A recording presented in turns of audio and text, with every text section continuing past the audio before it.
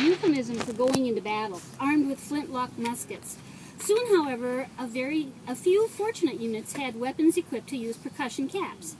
Most soldiers were delighted to get the more modern weapons, which were fired by the means of small metal caps. They would have been surprised to know that the caps were the product of a clergyman's genius.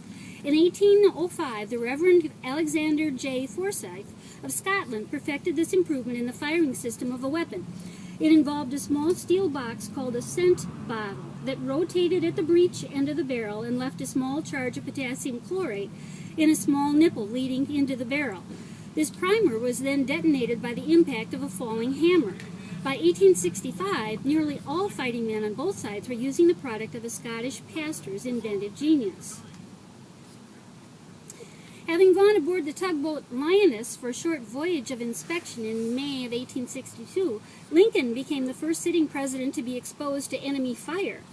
Having appeared out of nowhere, a party of cavalrymen in gray began firing at persons on the tugboat, in addition to members of a landing party that preceded it. Lieutenant Frederick A. Rao of the 99th New York Regiment observed the entire incident, and he was surprised to see that Lincoln appeared to be unconcerned about his personal danger. Because men of Rao's command insistently urged the president to seek a sheltered spot, he reluctantly stepped behind the wheelhouse while bullets whizzed across the deck of the unarmed Federal vessel.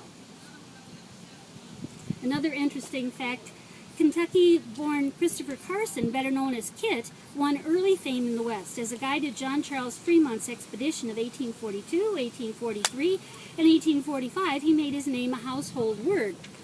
Had he wanted a brigadiership, it would have almost certainly been Kit's for the asking.